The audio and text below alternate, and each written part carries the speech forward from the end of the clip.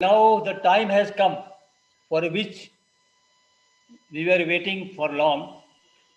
Now this is the time for seeing the great images from our guest tonight, Sri H. Satish.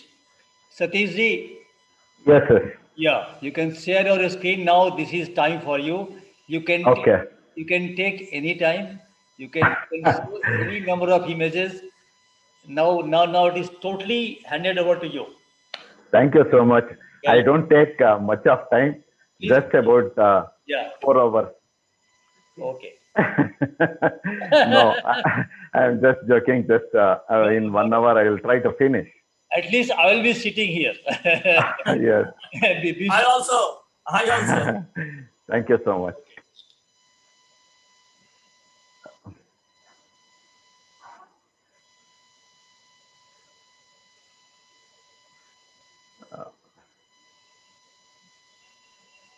Just a minute. Yeah.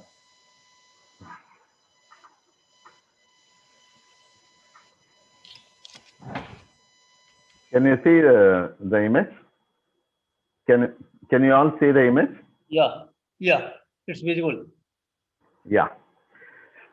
So, friends, I once again thank Mr. Mukesh ji, Arun ji, and all the committee members for giving me this opportunity. And season's greetings from Youth Photographic Society to all of you. So, friends, the art of wildlife photography is one such art of particular genre of wildlife photography where I am talking about how artistically you can present or you can take a wildlife image. So, during this journey of my wildlife, most of you may be wondering what kind of equipment I use or how I go about and what are the very important things to make this wildlife more interesting.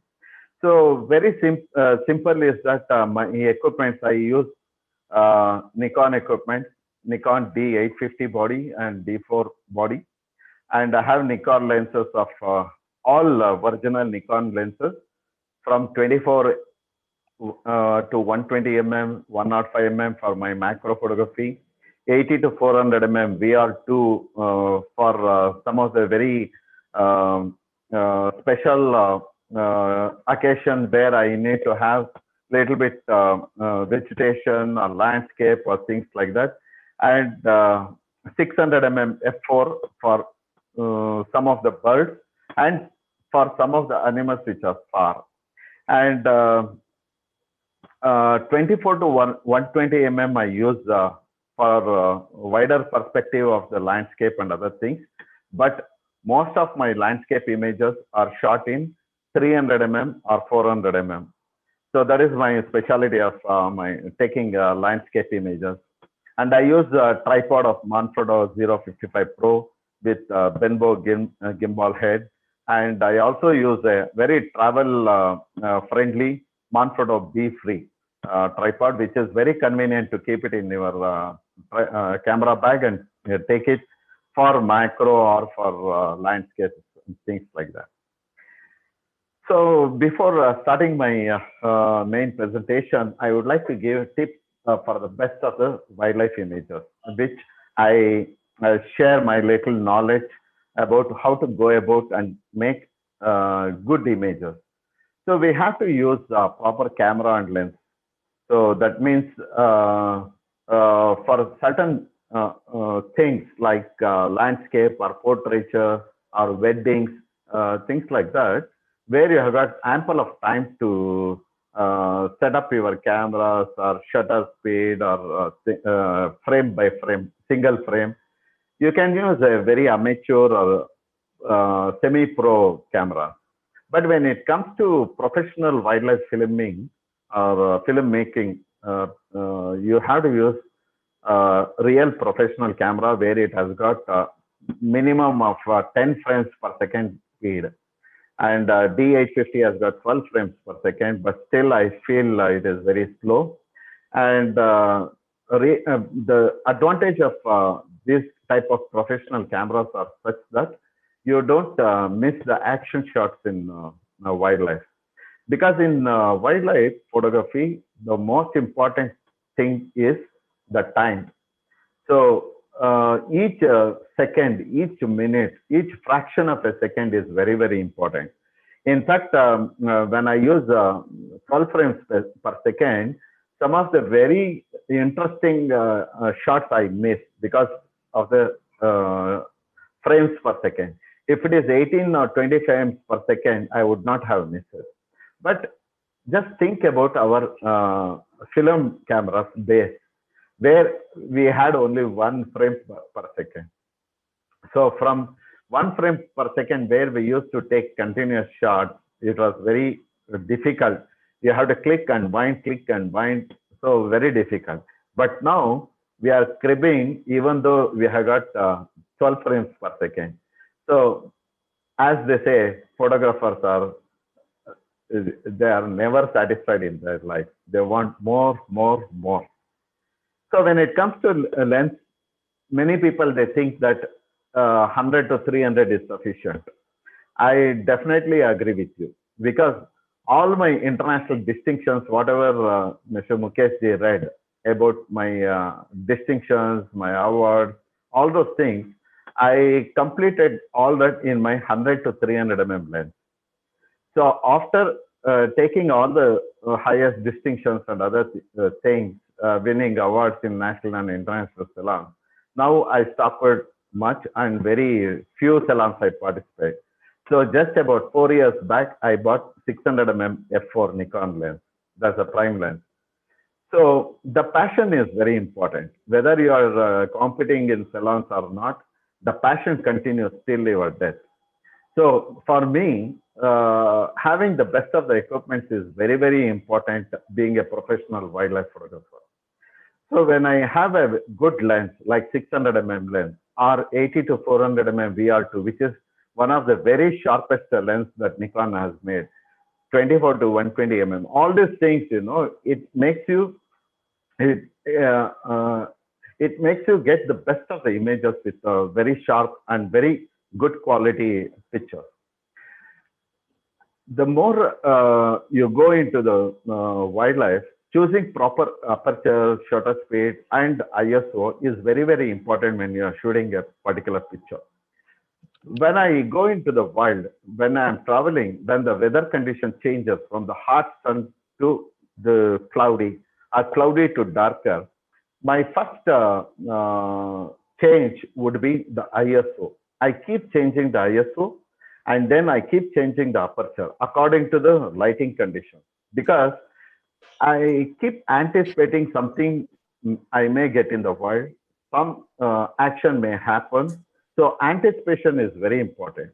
So when you anticipate and the things happen in front of you, and you are not ready with your proper ISO or proper aperture or proper shutter speed, you will lose the opportunity of getting the best of the images. So I make myself very, very, with right kind of aperture, shutter speed, ISO. I keep ready, everything ready, and I never miss a chance. And even if at all, if I miss a chance, it is by luck. And the most important thing I'll tell you in the next few minutes. The next thing after the aperture, shutter speed, and ISO, what you have perfectly said, getting the proper angle and the proper lighting is very important. For particular size of the animals, particular size of the birds, or the birds where it is sitting, and in what eye level you are with the birds, it all depends on which angle you are, whether you are in the low angle or in the eye level angle or in the top level. All those things is very, very important. You have to choose a proper angle to get the best of the eye level contact. So most of the time we select a particular, we have to be in the particular place with the proper lighting. As they say, from the morning 6 o'clock, from the sunrise up to 8 o'clock or 9 o'clock is the best timing. And from afternoon, from 4 o'clock to 6:30 is the best timing. I agree with that. But with wildlife, you can be little more, you can extend your timing up to 10 o'clock or 11 o'clock, depending on which sanctuary or national park you are in. But I'm hearing some sound. Can somebody mute? Please mute yourself. So, so the lighting, the time of extension of your daytime or evening time, it all depends on the sanctuaries that you are visiting. If you are, and also the season, in which season you are. So particularly in winter season, if you go, you'll get more time in the morning time and less time in the evening time. If you go in the summer, you'll get more time throughout the day, because in summer the lighting, I mean the sunlight, sunrise starts very early, and sunset is very much delayed till 7:30 like that. You get more time. So it depends on the seasons also. And use of tripod. Tripod is a must if you are shooting landscapes, or if you are shooting wildlife by walk. So if you are in the gypsy, supposing if you are in some national parks and sanctuaries or things like that, on a gypsy, it is very difficult to use a tripod because of so many other disturbances of the vehicle, and you will be with your friends and things like that. So there, the bean bag is very much useful and very convenient to use, and you don't get any shake or any vibration will not be there if you use tripod, I mean the bean bag. So tripod is very useful only when you're on the foot to take a bird or animals, small animals or things like that. And being a wildlife photographer, you should know your subject. Knowing about the behavior of animals is more than your photography. Your photography is secondary, but knowing your subjects and its behavior is 80%, and 10% is your photography, your technical gadgets, your best of the cameras, best of the lenses, and being at the right place. These are all 10%, and another 10% is luck. Even though you are having the best of the gadgets and you know the behavior of animals, everything, and if while you are traveling, if the vehicle is punctured, then the tiger is giving you pose with the cubs, or it is with the family, or it is with the kill, and your vehicle is punctured, you cannot do anything. It's a bad luck. Or supposing if the forest department, they have stopped the entry of the vehicle to a particular place where the movement of tigers and elephants are more, even that's a bad luck. So this luck plays an important role, but it is only 10%. But knowing your subject and know about the behavior, I'll tell you, unless you practice this knowing about behavior, you will not be a successful wildlife photographer. Please do not depend on your equipment or on just luck. Please use your brain and anticipate. Depending on the subject and depending on the condition of that particular sanctuary where you are going, you anticipate for better and better images. And the 75 and 25, what is this 75 and 25%? When you take a picture, how much you should include your subject in a frame? Probably you have to use 25% of the vegetation or the landscape, because you have to show the vegetation to give an idea to the onlooker in which condition of the vegetation this animal is found or the bird is found. And 75% of the frame the subject should cover, and vice versa. Supposing if the landscape is very beautiful, if you want to minimalistic image you want to make, show your subject in 25%, include your landscape in 75%. So that also gives a very good perspective. And this proportion of 25%, 75% of the subject and 25% of the vegetation, that also gives very beautiful perspective of your wild images. But don't stick on to this 75-25. Each individual wildlife photographer, you should have your individuality. you use your brain, and depending on the subject, depending on the situation, you compose, and the final picture should be pleasing and it should be appealing to all of us. And try to find storytelling images, because we actually, whenever we go to sanctuaries or when we go to bird sanctuaries, we try to take pictures of birds just sitting, just looking here and there, or animals just looking at us, things like that. But try to utilize the opportunity when you can show the emotions of the animals or the birds, when it is conveying a story in the picture. Include all those things. It should be a storytelling image. As soon as you look at the picture, it conveys something through the image. And capture emotions or actions in a situation where it is possible. Because only during this actions, the pictures becomes more beautiful. And the static images, we have seen thousands and thousands. And from 40 years, I have been seeing such pictures. Try to try to get something new, try to get something storytelling, try to get something action picture, action oriented pictures. All these things are very, very important for a wildlife photographer. And punctuality is a must for a wildlife photographer. If you have to get up at 4 o'clock and be ready to leave your room at 5 o'clock, you have to. You cannot take your time. Just give me 5 minutes, I'll get ready and come. The other photographers will get disturbed because of you. And if it is 5 o'clock, you have to be ready at 4:50, like that. So punctuality is very, very important, particularly in wildlife.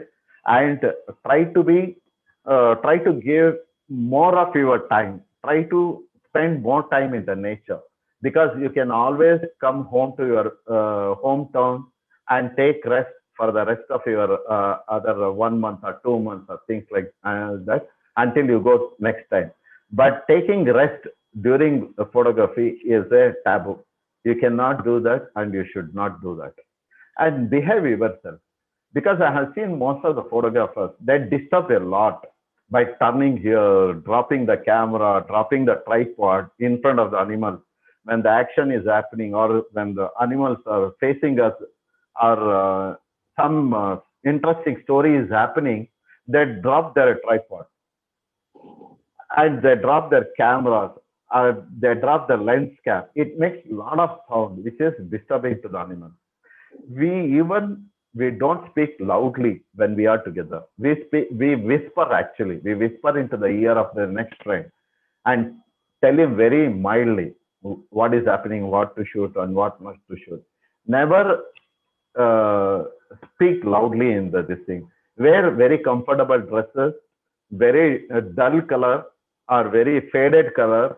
And even if you wear the same dress for 1 week, no problem.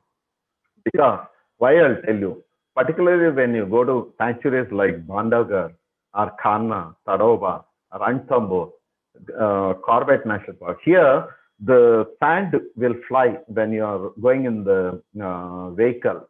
And when you suddenly stop in front of the animals or something, all the sand particles will come and sit on you, on your cameras and things like that. And this happens every now and then, every minute, every 1 hour. So you are going to, if you are going to keep changing the dresses now and then, it is quite difficult. You have to carry 2 loads of suitcases of cloth. So here nobody is going to bother, or it's not going to matter to anybody what kind of suit you are wearing. You are wearing a safari dress or a Bermuda, nothing. You just wear very comfortable dress, very faded color, very dull colored dresses, so that it will not disturb the animals or the otherwise. And finally, right time at the right place is most important, because once if you miss the opportunity, you're going to miss it. And sometimes I have seen one beautiful bird, a kingfisher, for the just for example, if it is sitting at a closer distance on a beautiful perch, and when we are heading to see a tiger, but we come across this beautiful kingfisher, the friends with us, they may feel they are missing the tiger, but I feel I'm going to miss this beautiful kingfisher. So they say, sir, while coming back, we will see it. It can never happen in wildlife. Ajay ji नमस्कार, मुकेश श्रीवास्तव बोल रहा हूँ। हाँ, जो आज का मेरा photo webinar चल रहा है ना, उसका हम भेजे हैं प्रेस रिलीज, तो आप देख लीजिएगा। ठीक, thank you very much. So there is no waiting. We'll see while coming back. We'll take it later, or after 10 minutes we'll come back to the same place and take. The wildlife will not wait for you. The moment when you look at that particular situation, if it is good, please stop and take the best of the image. So if you miss this kingfisher and go for tiger in search of it, you may not get tiger. So you will lose the kingfisher as well as the tiger. So here at least you will get, if you stay and take a picture of a kingfisher, at least you can make a beautiful picture of a bird. So there is no second this thing, waiting and all. So right time at the right place is very, very important. And you have to be very punctual in wildlife photography. So let me start my presentation with the birds, the most loved in the wildlife. The birds are very colorful, very beautiful, and very docile and very calm. But they are very, very quicker than the animals. Where and how we can take bird photography? The bird photography can be done at bird sanctuaries like Rangantittu Bird Sanctuary or Bharatpur Bird Sanctuary. So many places where you can go by boat and approach the birds and take pictures. The other way of approaching birds is you can go on your own in a car, maybe to some place where most of the birds are found on dry lake bed or river bed. By the side of the lake, there will be so many migratory birds or local birds and all. You can approach slowly, and if you are a good driver and if you know how to approach the bird very slowly, step by step, you can go as close as 3 feet. You can see Indian roller, it is just about 3 feet from the driver. And this is what we are photographing from the car. So at a closer distance, when the bird is there, when the background is too far, so the background gives a beautiful blur effect, which is out of focus background, and the bird and the beauty of the bird will be enhanced. So for a picture, the background as well as the bird in shot is very, very important. And why these lenses are very important? You can see the shadow of this particular nuthatch when it is flying with the feed in its mouth. The light piercing through these wings, you can see the shadow on the bark of the tree. Because of the very good clarity of the lens, you are getting this transparency of that wing you can see. In other secondary or third rated camera lenses, you don't get this. So having a good lens, properly. Please, participants, please mute your mic. So preferably having a good lens with a good clarity is very, very important for wildlife photography. And when you are using, please, when you are using 600 mm prime lens or 400 mm prime lens and all, you get a beautiful bouquet and with a very clear background will get. And this clear background, it comes when the distance between the subject and the background is very, very far. And the clarity of the color, you get the best of the colors when you use prime lens. Is it a bird making a call? Friends, please mute yourself. Don't disturb. This is a golden oriole. This is a male, and this is the female.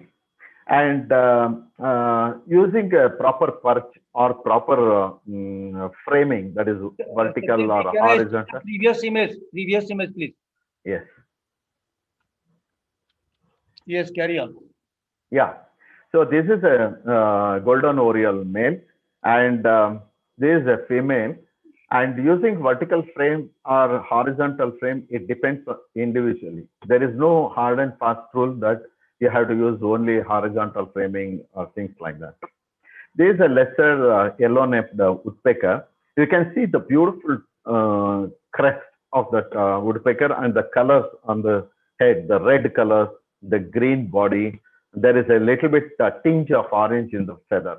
All these colors you get when you process the image properly. So being a photographer, if until and unless you process your image, you compose your image, you take your own images, all these things is very important being a photographer. So you become a complete photographer only if you know the processing.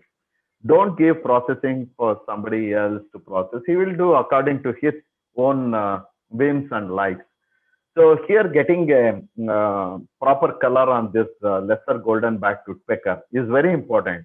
It shows the beautiful golden color on the wings, the red crest, and the posture of the bird. You should always take like this because each bird, it has got its own way of sitting on the perches. Like it can sit like this also, horizontal. So that time you have to take horizontal framing. And some of the birds which is very small, this oriental white-eye, it is smaller than our sparrow. So it sits like this. This posture is very, very important to capture. And using the vegetation, you can see this 25% and 75% what I spoke.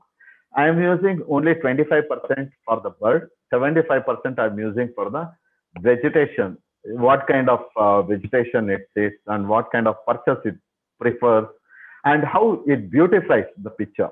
If I had taken the bird, only the bird, it would not have been very good.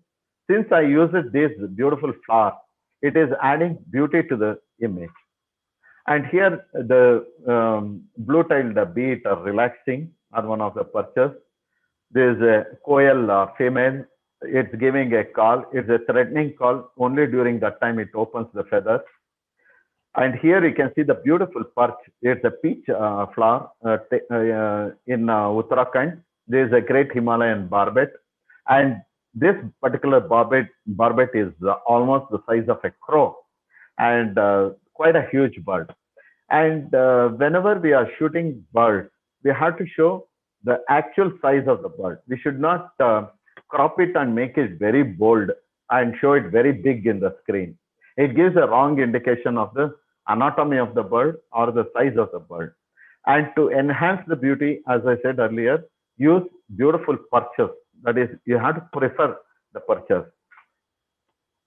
And there is a green magpie, one of the most beautiful and very rare bird of Uttarakhand. There is a red-crested pochard just taking off from the water. And when you anticipate the bird is going to take off, then you have to use very high shutter speed. So for this, I have kept probably more than 1,000 or 2,000 shutter speed to get the splash of water. So when you anticipate something is going to happen, or if it is going to fight, or if it is taking off like that, immediately you have to change the shutter speed. If it is sitting like this, you can take even at 1/60th of a second or even 1/30th of a second from a tripod. And many of the times you can use a slow shutter speed and the small apertures to get more depth of field. So in all my pictures, you can observe the composition, the lighting, and the framing. So which is very important. Being a wildlife photographer, you have to concentrate on the best of the compositions. You have to add colors. You have to add the proper angle. And you can see all my images at eye level. So that eye level, it gives you a very good anatomy of the bird. If it is from the low angle, the bird looks very big, very huge. And if it is from the top angle, the bird may look small like that. This is a white-tailed tree point. It is one of the very rare bird, very rare to see this. This is found in Western Ghats, and it's almost from the beak to the tail. It's almost about 2.5 to 3 feet. There's a hornbill, pied hornbill. These are quite huge birds. They come to Dandeli Wildlife Sanctuary, which is in the Western Ghats. And in particular seasons, they flock. All the birds will flock to this particular fruit-bearing trees. And if you go early in the morning, this was taken at 6:45, 6:30 in the morning. The first sunlight you can see. That's why you'll get a warm tone. And this yellow color or warm tone, what you get, you have to retain it in the picture. You should not reduce yellow and make it normal, because how you found or during your picturization, in what kind of color balance you shot, you have to retain that. It gives a beautiful warmness in the picture. And you can also take close-up of the bird eating the fruit. You can show the beautiful crown that it has got, which is these hornbills are famous for. There is a jungle fowl, and there is a male, and you can very rarely, actually, these jungle fowls and most of the birds, we get side poses. Very rare to get the front pose. So in the front pose, how it looks, it is a circular composition with a fluffiness in the feathers, and you can see the beautiful feather formations on this male. Very colorful bird. This is a tawny eagle taken in Desert National Park in near Jaisalmer. And when you shoot a picture of a bird in flight, you can see the anatomy of the position of the wings, the tail, the claws, everything, the beak and all. It is so perfect in this. You can see how the wings are positioned. You can see the tail, how it is positioned. You can see the talons, how it is about to catch hold of something like that. And you can see the face, how nicely it is looking at a prey. All these things you have to capture at that moment. If you miss this, you are not going to get it again. And when it is landing, you can see how beautiful the structure, the body, it has formed on its own, the position of the wings, the face, it is looking down, putting its leg on the branch like this. And here also you can see my subject is only 25%. I have used 75% for the vegetation. And this king Egyptian vulture, also called as a scavenger vulture, because it scavenges most of the time. And you can see, even though it is a vulture, it has got a beautiful feather, beautiful body structure. And when the wind flows, when wind blows, the feathers will open it up, and it gives a beautiful feather pattern. And for feather patterns, no other bird is as beautiful as this flycatcher. There's a white-browed flycatcher. It is looking at its own beautiful body structure in the water, the reflection, and this particular position with the reflection, it's always beautiful in vertical composition.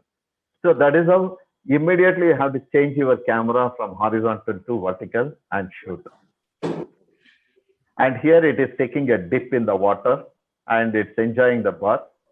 And you can see the beautiful water drops. This is a yellow bulbul, which is giving a beautiful ballet dance. This is the male purple rumped sunbird. The bottom is the female. And very, very, can somebody mute, please? Hello. Can somebody mute? Friends, please mute yourself. So this is one of the rare occasions where the female comes and dance in front of the male. So the male has got an attitude. It is just sitting and looking here and there, where the female, it comes and do the circus, like hanging upside down, things like that. But a very rare occasion, maybe very difficult to get this again. And here you can see in the birds, you can see the reactions, the two birds, how it reacts, all those things. And sometimes they'll fight. And the same species, it keeps fighting now and then. And it will interact with the different species of the bird for different reasons. And here also you can see the yellow bulbul and the orange throated thrush. It is interacting with each other, scolding or fighting like that. These actions are very important in the bird photography. And the male and the female is interacting here. And very rarely the male gets an occasion to voice. So this is one of the rarest moments even for the birds also. And here you can see the male and female pheasant. There's a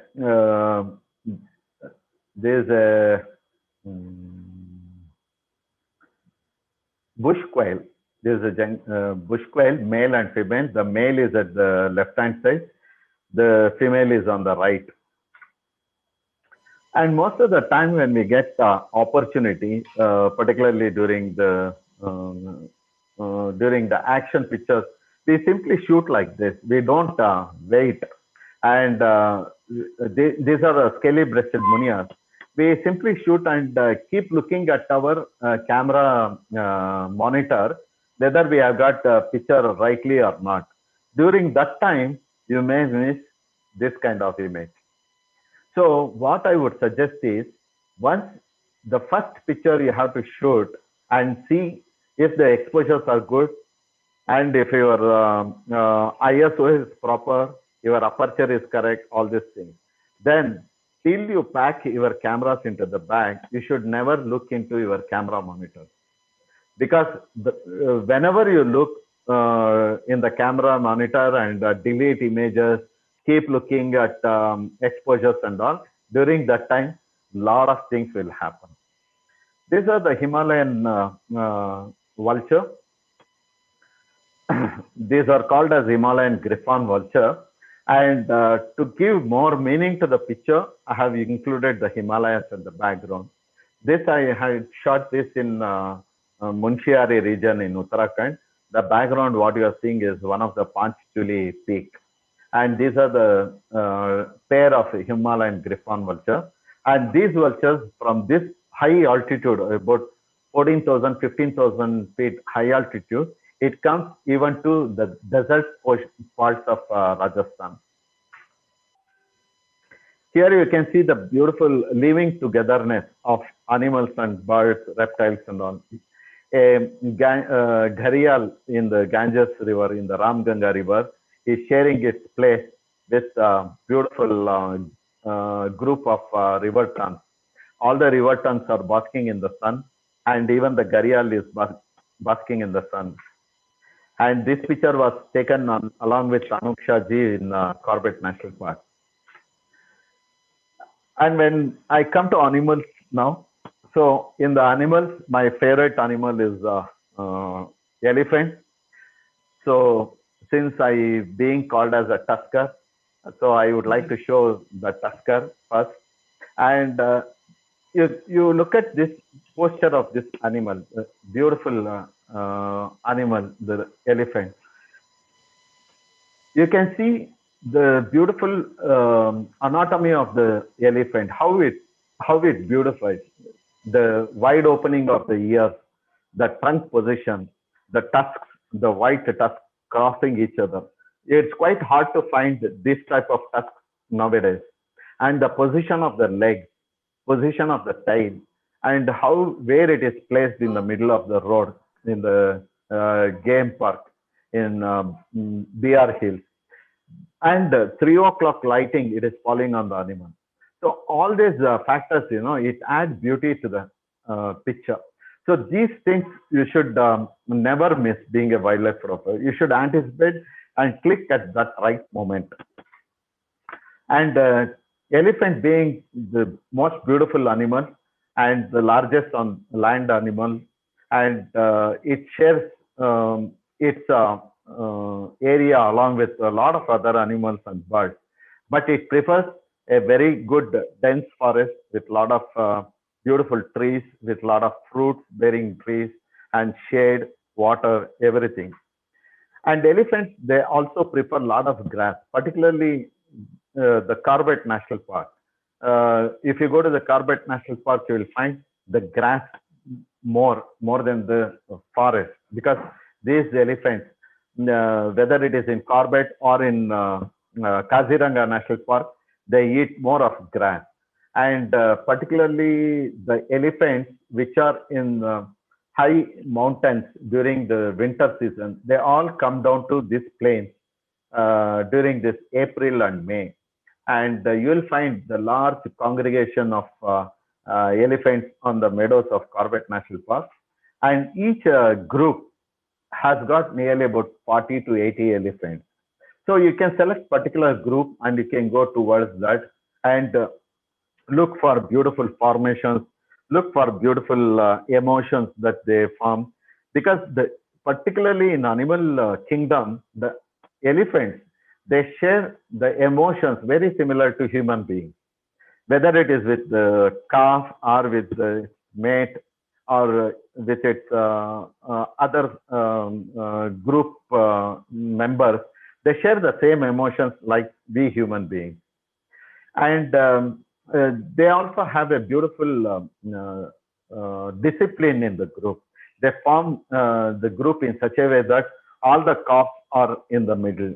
The mother will protect the calf, and it is the auntie elephant which charges at the predator or at the human being. And the mother is always with the calf. And here you can see the different group herd of elephant. It is crossing the Ramganga river. This was taken just at the sunrise time. You can see the first sunlight is falling on the herd, and a beautiful formation. It is crossing the river. And as I said, again, you can look at the composition. The most important factor in any wildlife is showing the habitat, showing the vegetation where it is found, the beautiful formation of the river, the S curve. All these things, it beautifies the image. And the elephant, as it is more beautiful from the front, it is beautiful from the back also. You can see the beautiful tail, the tail position of each of the elephant. This has also given me 2-3 awards in the international contest. And this particular thing, most of the wildlife photographers, I'm sure 99% of the photographers, they miss, they don't take. But this is also part of the game. And tuskers are always solo. They walk lonely until they come to the mating position.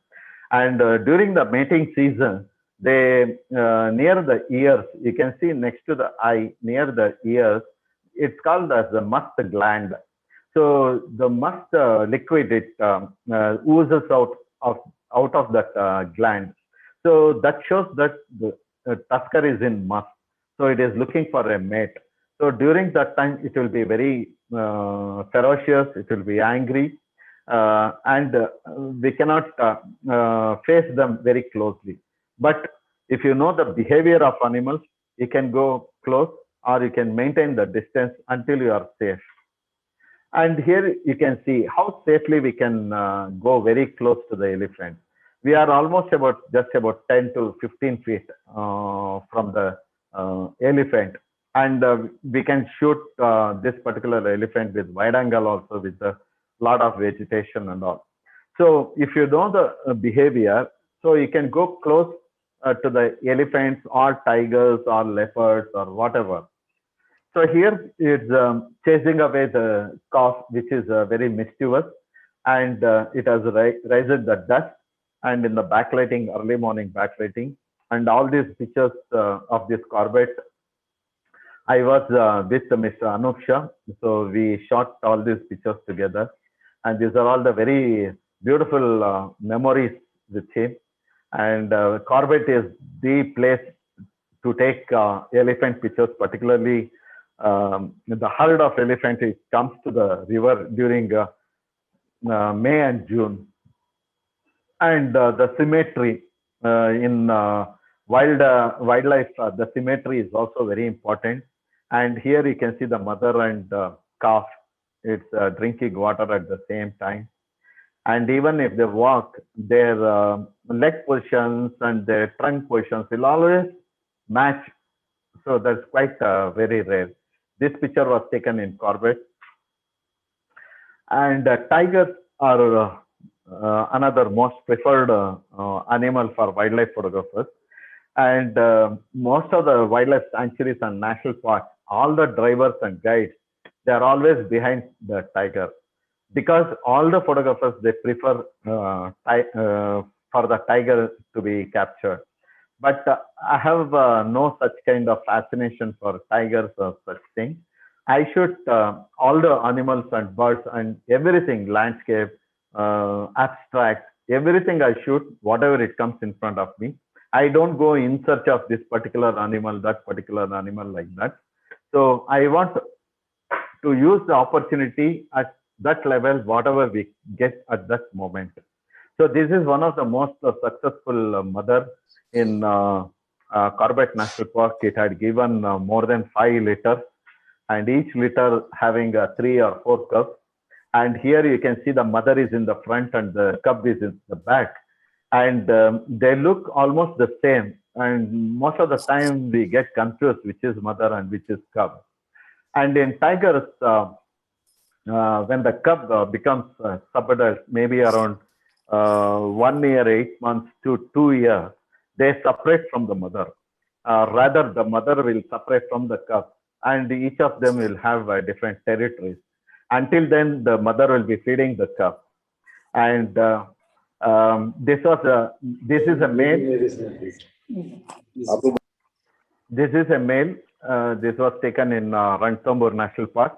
And you can see the beautiful face, the beautiful gentlemanly look of the tiger. In fact, I would say that the tiger is not a ferocious animal or a scary animal like what everybody feels. It's the gentleman of the forest. It is the most beautiful animal which has got every characteristic of a gentleman. And this is a male leopard. This was called as a temple leopard because it was found in Kabini near the temple most of the time. So this is at a very close distance. There's a sloth bear. Though it is common in some of the places, most of the sanctuaries, particularly in north. In South India, because of the thick vegetation and evergreen forests, very difficult to get to see them in the outside like this in open space. And during the season, they come out with their cubs, and this is called as a piggyback. They carry the cubs on their shoulder like this, the mother with the 2 babies. And how we photographed this in the Roji National Park in South India, we covered the car. This is actually inside the sanctuary in the forest. So there is a place where all the sloth bears, they come in the evening time. So we anticipate that they come at the same place. So we covered with the camouflage cloth. The whole car is covered. And I'm sitting from 2 o'clock inside the car, waiting for the sloth bear to come at 5 o'clock, because all these animals, they are active after the sunset time. So during sunset time or after sunset or in the night time, they are very active. So till 5 o'clock, I was waiting inside the car, waiting for it, because I use the 8400, because they come sometimes very close. I want the vegetation, things like that. Then when they come very near, I take pictures. So when you sit and wait patiently, you will get good pictures. This is a particular vegetation. They prefer rocky areas to live. They have caves, and there are many sloth bears. And there is a sloth bear sanctuary. So there we photograph. This is a black buck with fawn, and you can see the symmetry here also. How they are cute, very cute, and looking at me. with ears open. Spotted deer, pair of spotted deer crossing the river. And here is Barasingha in the mist in Karna National Park. And from here, I am showing all my recent pictures. Just last month, I took all these pictures. So this is a pair of Barasingha, male and female. And the male is in the shadow and the female is in the sunlight. And here you can see the Barasingha in reflection. This is to be different from the normal photography. So this is very mundane. You keep shooting now and then, but taking a picture like this will be a little bit different. And here, all the mother with calf and the auntie is also there. A female Barasingha. This is not drinking water. Actually, these Barasinghas are famous for they eat water plants, which is inside the water. There are a lot of fungi and water plants and so many things inside the water. So when they keep eating and when they lift the head out, so the water flows like this. And during that time, I shot this picture. And this is a sambar male eating young leaves of a tree. There is a spotted deer male, a stag. There is a spotted deer in the mist. There is a spotted deer female in the backlit, late in the evening during the sunset time. And there is the antler, the antlers. As I said, just to be different, we have to shoot many times, think differently like that. So many times we have to think different and do something which we are not very commonly seen. And there is a family of spotted deer in the early morning mist. There is a first sunlight, it is falling. That's why you are seeing the very warm lighting. And you can see the curves of the Indian gaur. There is a male gaur. And you can see the insects, they are all flying out of the body when it turns the body or tail, things like that. All the insects will fly. There is another occasion where I took this picture during the sunset time. There is a leopardess. There is a very friendly leopard. It was coming very close to the vehicles. It was playing in front of us. It used to go for hunt and come back again towards the vehicle. And between the vehicles, it used to cross. Very friendly leopard. This was taken in Tadoba National Park. You can see here I shot that with at a very closer distance with 8400 mm tight close-up of the leopard. And here you can see how close it comes to the vehicle. This is in the golden light, the spotlight falling on the spotted animal. And during the night also, we went for a night safari. And this is a different leopard, of course. And this had a cub also. And this was shot with aperture 6.3 at 1/60th of a second in 8000 ISO. So D850 can take very good ISO, and I have shot many pictures in 3500, 4000 ISO also. And first time I shot this picture in 8000 ISO in the night with the searchlight. And where we had my friend Mr. Mallikarjun, with whom I went to this Tadoba and Karna, he purchased a special torch paying 24,000 rupees only for this night safari. So in that powerful torch, I took this picture. Now I will be showing a story of, the continuous shots what I had taken of different species. These are called the whistling hunters. There is a pair of wild dogs, also called as a dhol. And this is the beautiful position or a posture of a wild dog. So you can see how nice the bushy black tail and the position how it stands, and a very ferocious hunter. This is a pair of them. Actually, there were about 8 of them, and tigress has killed 3 of them because the tigress had cubs, and it was afraid that these hunters may kill it. So the tigress has already killed 3 or 4 of the pack, and only now this pair of wild dogs are there continuously on the look for the prey. And these 2 dogs, they were playing mood as well as looking for the prey. And this was in the early morning. You can see the beautiful play of light and shadow, and the position of the dogs.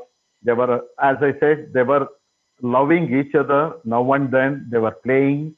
And also you can see on the left hand side of the dog, which is the male, it is looking for a prey.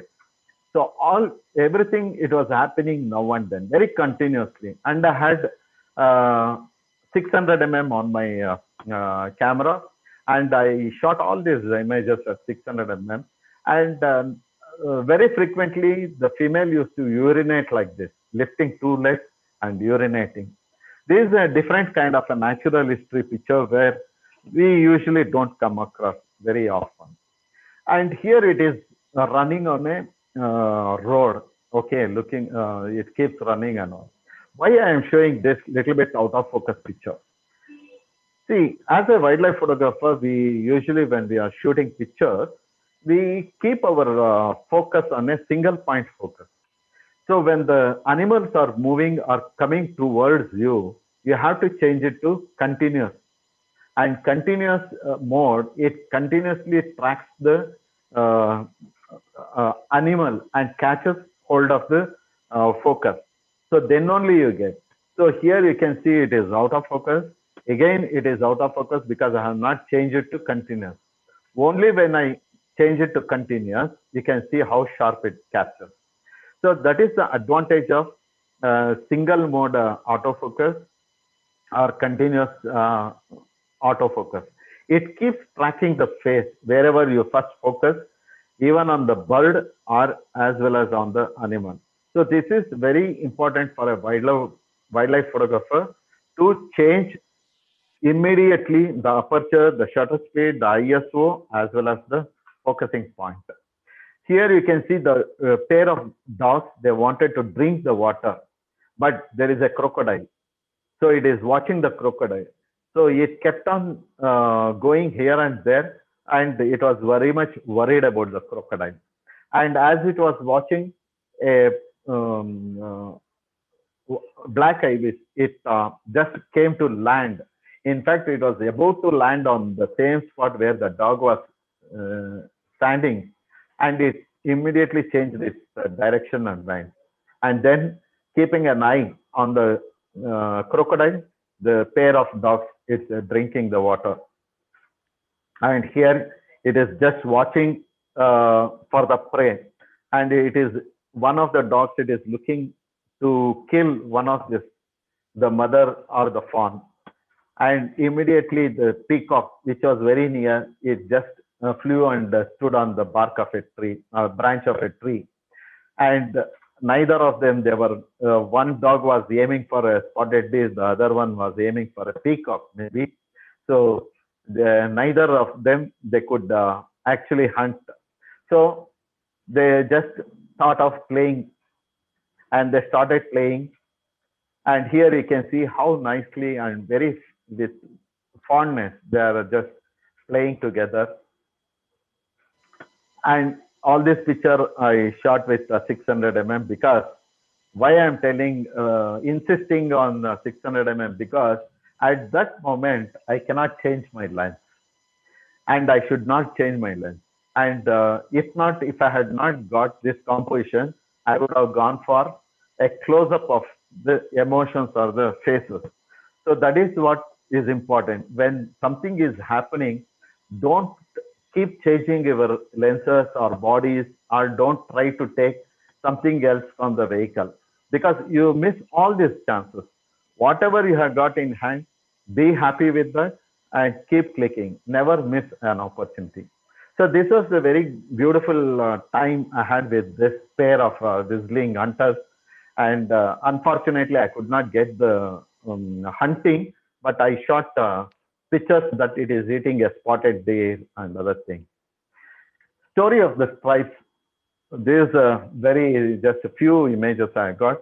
The most beautiful and all wildlife photographers, they aim is for tiger. Though we get so many animals and birds in the sanctuary, but we always aim at tiger. I don't know why.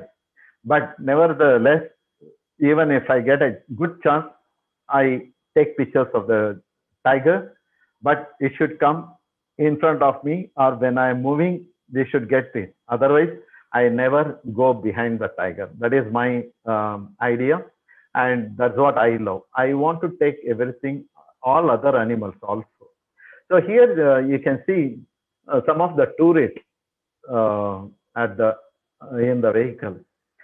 The interesting part is, as all of you know, particularly for Brian, I'm telling, the Indians, we are used to all these animals because we connect them to our gods and goddesses. And the tiger is the vehicle of the goddess Lakshmi, Durga. So we connect tiger with Durga, elephant with Lakshmi, and things like that. All the animals are connected with all gods and goddesses. And as soon as this tiger, it just came out of the bush and posed, the tourists in the vehicle, they started doing namaskar to that tiger. This is the first time I am seeing, because I never had seen tourists doing namaskar to the tiger. In fact, there is one picture I am using here, but in other pictures, I got everybody are doing namaskar. So that is what the connection we have got with the animals, particularly the Indians. We are more connected with all the animals. This is one of the most beautiful tigers, the new male they call in Tadoba. It has come from a different sanctuary to Tadoba. It is just sniffing the urination of the smell, the urination of female, and this is called as the Fresnel's gesture. They do this gesture when they sniff the urination, and these at a very close distance of about 10 feet. And here also it is just drinking water in that small pond. It was not a pond, it was a puddle rather.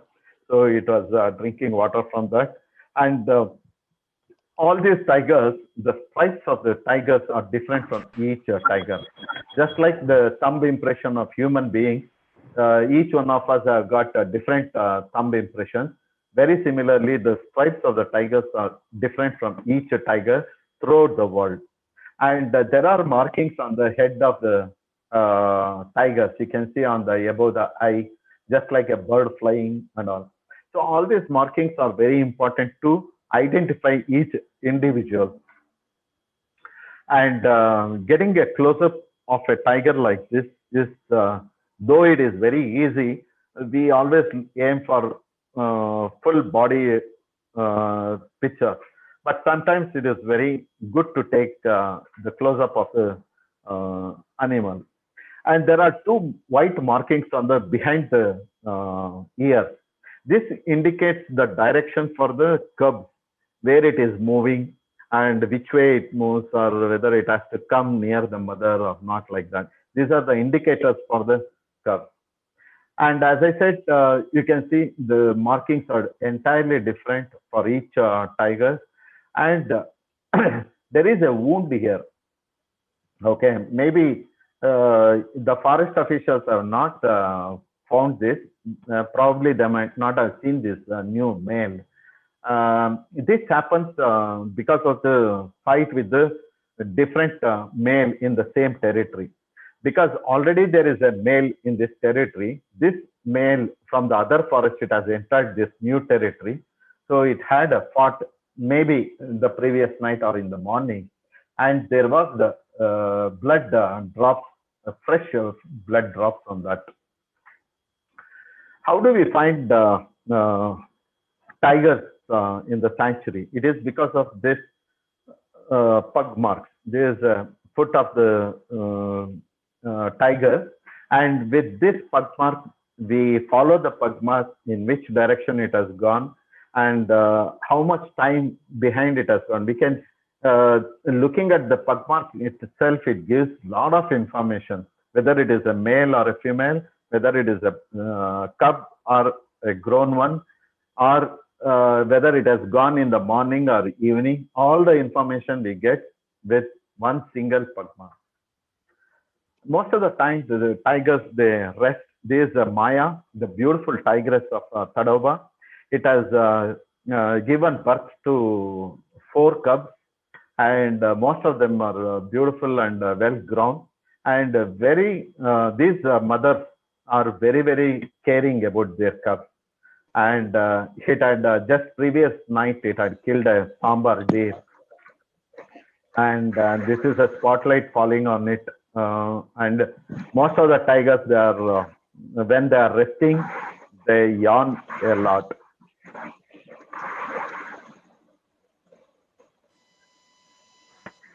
Can somebody mute?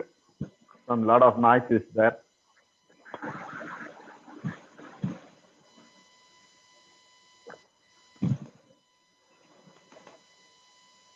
So this mother Maya, one of the cubs, it has come to the mother, and whenever the cub approaches the mother, this is the first reaction it does for the mother. Mukesh ji, can you ask somebody to mute? A lot of noises. Friends, please mute yourself. Do not disturb the session. I am trying to get it done. Yeah. So here you can see the sambar kill in the water and the reflection, and the mother, it is bringing the cubs to eat the flesh of the sambar. And here you can see 3 cubs, one on the left hand side top. It is just watching the others, and the mother is actually, what happens when the sambar is very tough, the skin of the sambar is very hard. So actually the mother will tear open the backside of the sambar, and it makes easy for the cubs to eat the flesh from inside. So that is what it is doing. And once it opens it, the cubs will eat little bit and go to water and drink little bit water, get little bit rest, and then come back to eat again, like that. And since there were a lot of tourists in front of this, we are about 100 yards, 100 feet maybe from this tigers. So there are a lot of vehicles and a lot of disturbance was there. So they are getting very much disturbed. And later the mother, it took the kill inside the bush. So here you can see the beautiful grown-up cubs of the Maya. And during this time, there was one pond heron sitting very close. You can see the pond heron here. The cub, it is chasing away the bird. This particular naturalistic thing, it happens even with the elephants. The elephants and tigers, they don't like the birds coming close to them. They chase it away most of the time. And here you can see the kingfisher. Today's session I'm showing both bird and the animal, and you can see both of them in one picture.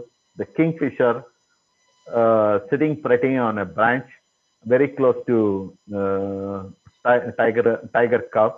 And in animal world, all things, all animals, whether it is a tiger or elephant or a gaur or anything, snake or a bird or anything, they all live together. So this message, what the nature gives, we being the human beings, we have to learn a lot from this nature. Being together, grow together, and loving together is the message that this wildlife session gives. So thank you, friends. And this is my last picture. Thank you so much for giving this opportunity. Thanks a lot. Thank you very much, Satish ji. Thank you, sir. Thanks a lot to you all. Spellbound presentation. Thank you so much. Absolutely stunning. Oh, thank you. Thank you. Satish ji, stop sharing your screen. Yeah.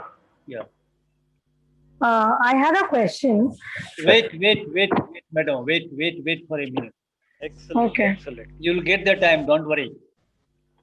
Friends, today we had very spellbound variations in nature photography. And particularly your suggestions for the participating photographers in terms of eye level capturing birds, then framing 25% and 75% ratio. Wonderful inputs for all the photographers participating tonight. Yeah. And one more very important thing you narrated about the use of autofocus single servo and autofocus continuous servo. Continuous. Okay. So here I have got one question from you, because you are using, I can say, this AFC very much for tracking the animals during autofocus. So during AFC mode, there are various options like depending upon the camera, 9 point, 11 point, 25 point, 72 Yes, points, yes. 153 points, and so. So, in your experience, with your expertise, what do you suggest? Should the photographer should opt for the higher number of the points or the lower number of points? A very important thing is that the focusing should be on the eye of an animal or a bird, or if not, on the head. So focusing should be there.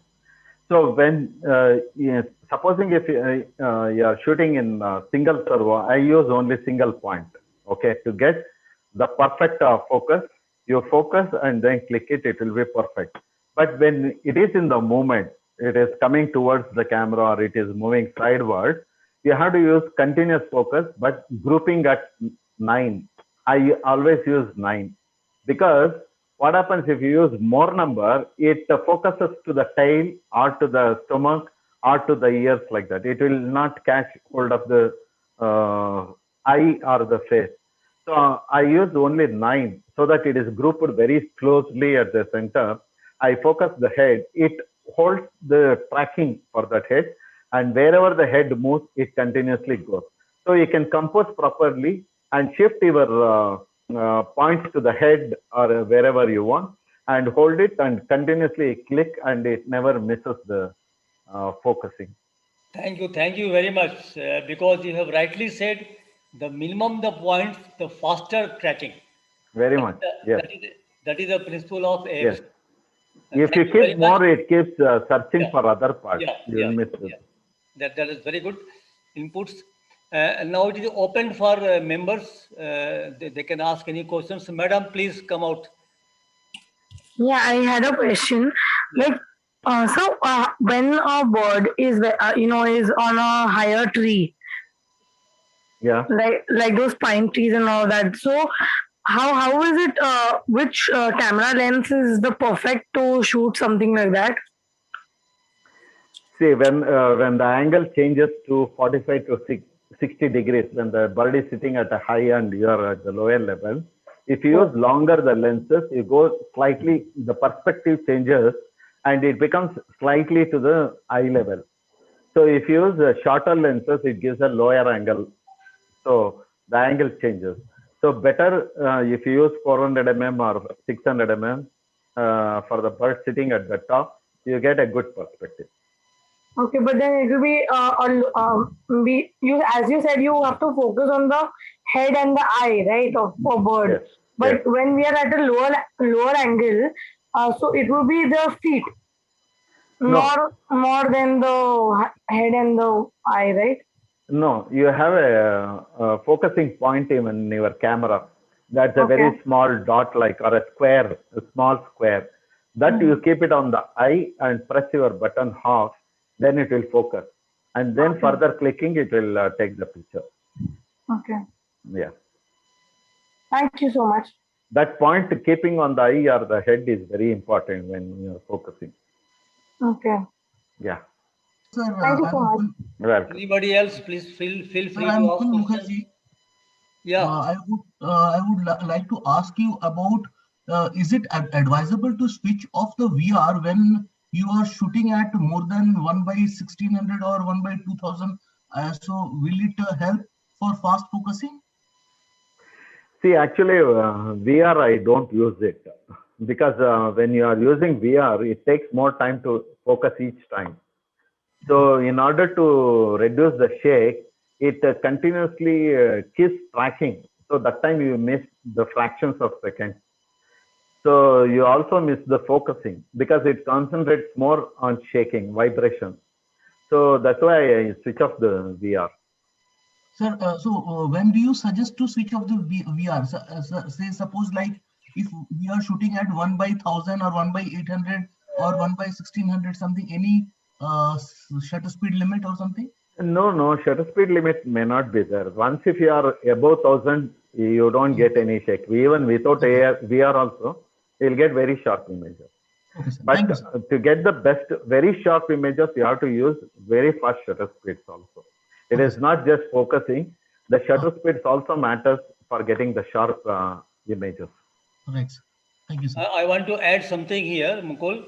Yes, sir. See, as per the technical guidelines from the manufacturer, Yes, sir. only while using camera on tripod, you need to switch off VR Yes, because Okay. this will unnecessarily hunting and this will Yes, sir. spoil the focus of your image. yes, Second thing, as Satishji suggested, Hmm. in fact, in my opinion, I have used camera for a very long time, and the VR is just a marketing gimmick. yes, yes. I It's just agree. a marketing gimmick because with the adding of VR1, VR2, the manufacturer they are increasing the price double and triple. Because Yes, if you can recall during analog age, there was nothing like VR, but correct. people were capturing actions. Okay, Yes, sir. so VR is just a marketing gimmick. If you have enough money, go for VR2. If you are a poor like me, don't go for VR. This is my advice. Okay, anybody else wants to ask any question? Brian Hopper, we want to listen from you because Satish ji told you by taking your name, he narrated something about the background of every animal in India because every animal has got some link with God or goddess of Indian culture. So, do you want to say something about his presentation? Oh, it was a fabulous presentation. Probably the most informative presentation I have sat, and Thank you I so much. enjoyed every single frame. Now, I did listen to your advice about the animals, but I didn't listen to Mukesh's advice about VR. I closed my ears when he said that. But anyhow, putting all that aside, it was a fabulous presentation. Some absolutely gorgeous images. Thank you. Thank you, sir. Thank you so much. Very, very informative. I've made many notes. Thank you. My Great, pleasure. great. Satish, there is a question. Going from India to Ireland. Yes, Akhilji, yes. Akhilji, please. Satish, Kashi yeah. here, there is a question. Yeah, Yes, yes. yeah, please. You have almost covered all the animals and birds.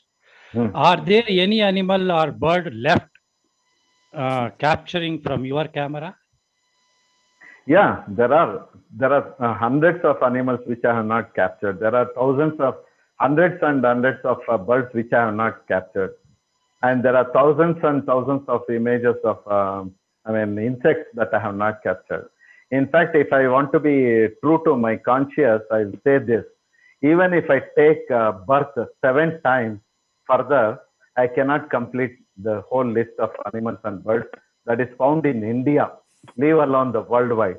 In India itself, I cannot complete, even after 7 of my birth. such a vast animals and birds we have, and very difficult to complete in one birth. And another thing is all your equipments you plan yourself or just follow the manufacturer's recommendation or something like that? See, my experience is 40 years in the field of wildlife photography. And I think I'm wise in selecting my own equipment and my own this thing, depending on what I am shooting. And of course, as I said earlier, I did all my photography distinctions in 100, 300 mm. So now only I have brought 600 mm. So I want to say that equipments are just a tool to capture. So you are very important. The man behind the camera is still very important. And of course, even the equipment, the correct, good equipments are important as a professional wildlife photographer. So when you are a professional and be truthful to your work, what you are doing.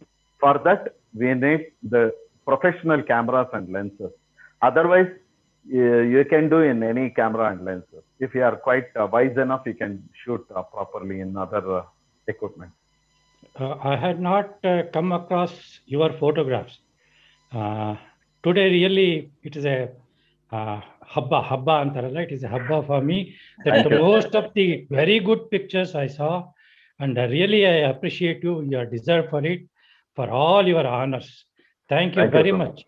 Big clap, Thank you so much, clap, Kashi. big clap, Thank you. Mukesh. Thank you, Kashi. Akhilji, please. Which mode you used most of use for bird photography? See, I use aperture priority. So I use aperture priority. I use f8 or 9. I don't go beyond that. Okay. And I use ISO. I use either 800 ISO or 1200 like that. And I go up to 3200 ISO also. Okay. Why not auto ISO? No, I don't prefer auto. I don't prefer auto white balance. I don't prefer auto ISO because you are giving all your freedom to the camera. The camera is controlling you. I don't want that. I want to control my exposure and what I want to do it. I want to get it. So if you keep auto ISO and auto white balance, the camera will decide and give on its own.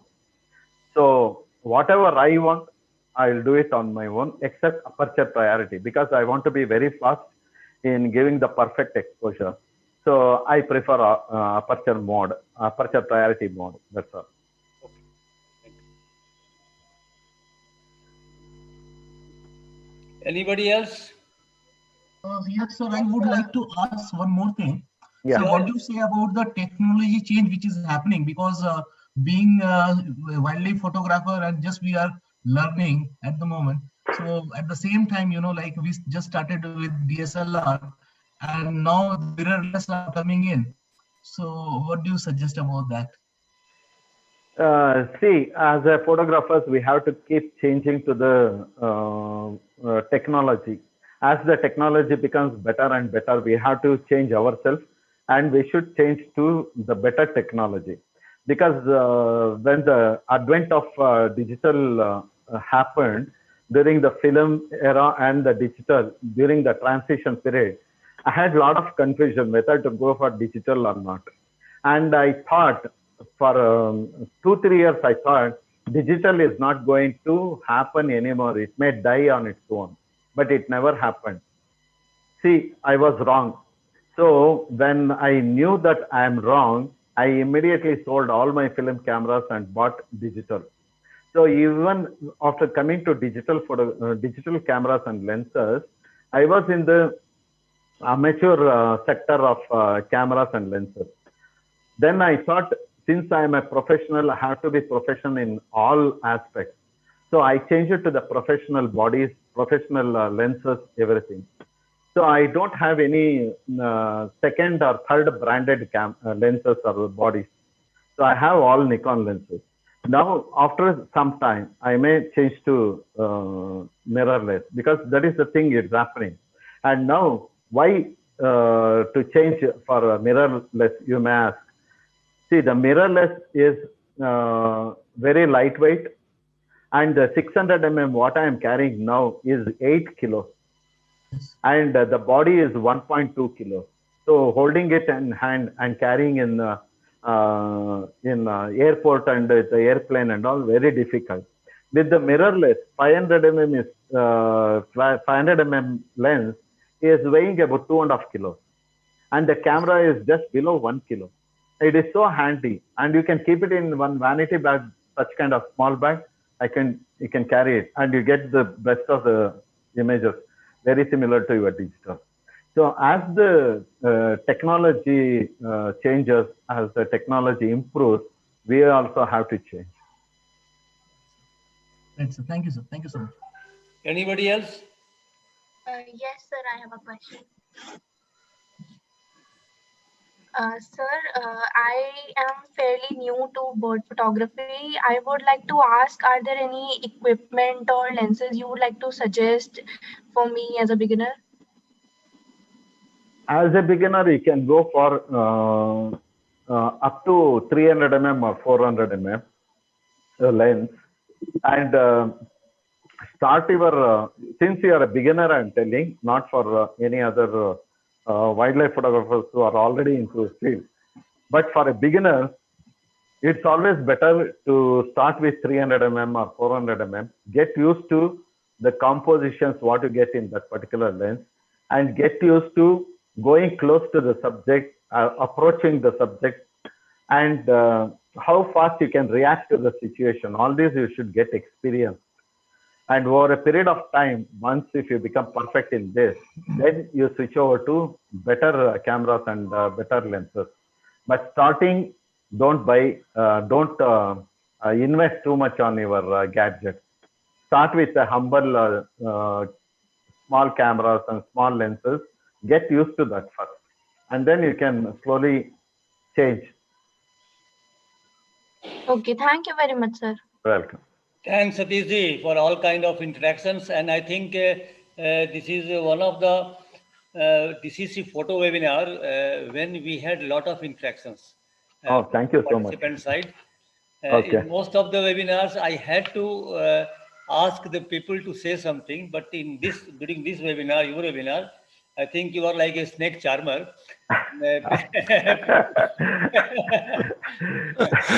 you are like a snake charmer, and not from your face, but from your images.